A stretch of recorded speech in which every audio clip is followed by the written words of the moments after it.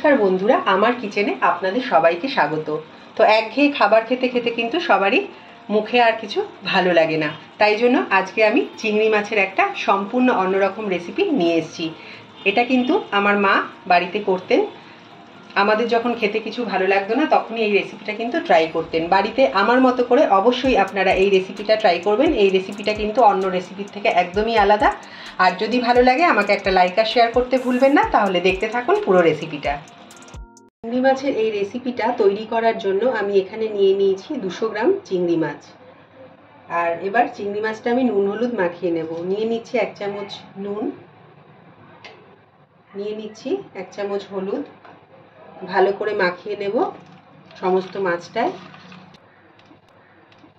এইভাবে 10-15 মিনিট আমি মাছটাকে নুন হলুদ মাখা অবস্থায় রেখে দেব।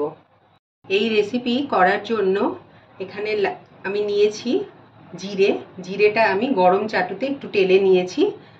আর এটা আমি বেটে নেব শিলনোড়ায় বা যাই হোক মিক্সিতে। আর এখানে নিয়েছি আধমালা নারকেল, আর নিয়েছি সঙ্গে 4টে কাঁচা লঙ্কা।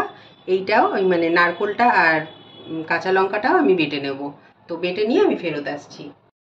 এখানে একটা কড়া বসিয়ে আমি 3.5 টেবিল চামচ মতো সর্ষের তেল দিয়ে নিয়েছি। তেলটা একটু বেশি লাগবে এই রান্নায়, বেশি দিলে আর কি খেতে টেস্ট হবে। দিয়ে দিচ্ছি 2টো শুকনো লঙ্কা ফোড়ন, কারণ চিংড়ি মাছ তো বেশি ভাজবো না।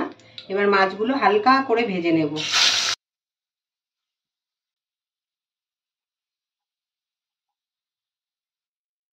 চিংড়ি মাছগুলো ভাজা হয়ে গেছে, এবার আমি উঠিয়ে নিচ্ছি। চিংড়ি মাছটা তুলে নেওয়ার পর দিয়ে দিচ্ছি একটা ছোট সাইজের টমেটো।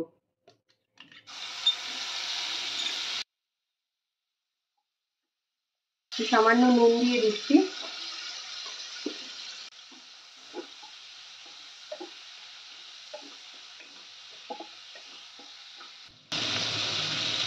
শিলে বেটে নেওয়া এই ভাজা জিরের পেস্টটা আমি দিয়ে দিচ্ছি। খুব বেশিক্ষণ কষবো না, মিনিট 2 কষে নেব, কারণ বেশি কষলে কিন্তু তেতো হয়ে যাবে, যেহেতু জিরেটা ভাজা মানে তেলে নেওয়া। এবার দিয়ে দিচ্ছি একটু হলুদ, দিয়ে দিচ্ছি কাশ্মীরি লঙ্কার গুঁড়ো 1 চামচ দিলাম। মিক্স করে দিয়ে 1-2 মিনিট একটু কষে নেব জিরেটা নেড়ে নিয়েছি, একটু কষে নিয়েছি। এবারে দিয়ে দিচ্ছি নারকেল বাটাটা। কাঁচা লঙ্কা দিয়ে যে নারকেল আমি বেটে রেখেছি সেটা দিয়ে দিলাম। নারকেলের স্বাদেই কিন্তু এই রান্নার স্বাদটা। এবার একটু কষে নেব।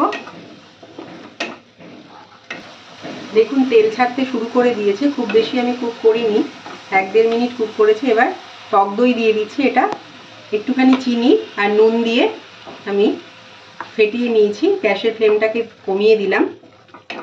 এবার টক দইয়ের সঙ্গে এই পুরো মশলাটা একটু কষিয়ে নেব গ্যাসের ফ্লেমটাকে কম রেখে। কিছুক্ষণ কষিয়ে নেওয়ার পর আমি দিয়ে দিচ্ছি এই নারকেলের বাটি ধোয়া জলটা। এবার গ্যাসের ফ্লেমটাকে বাড়িয়ে দেব, দিয়ে একটুখানি ফুটিয়ে নেব।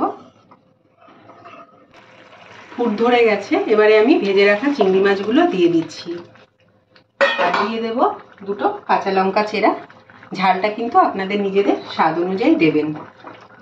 তো এবারে আমি ঢাকা দিয়ে দেব, আর গ্যাসের ফ্লেমটাকে লো টু মিডিয়ামে রেখে মিনিট 5 ফুটিয়ে নেব।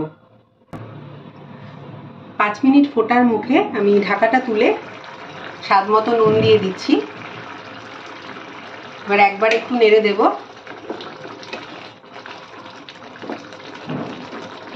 আর মিনিট 2 ফুটলেই হয়ে যাবে।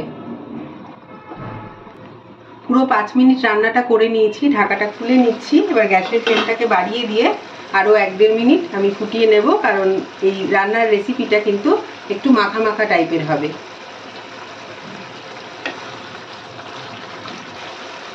গ্যাসের ফ্লেমটাকে আমি অফ করে দিলাম। তো রান্নাটা আমার একদম তৈরি। তো কিছুক্ষণ স্ট্যান্ডিং টাইমে রেখে তারপরে গরম গরমে পরিবেশন করে দেখাচ্ছি। তো বন্ধুরা, তৈরি হয়ে গেছে আমার আজকের অত্যন্ত লোভনীয় চিংড়ি মাছের এই রেসিপিটা।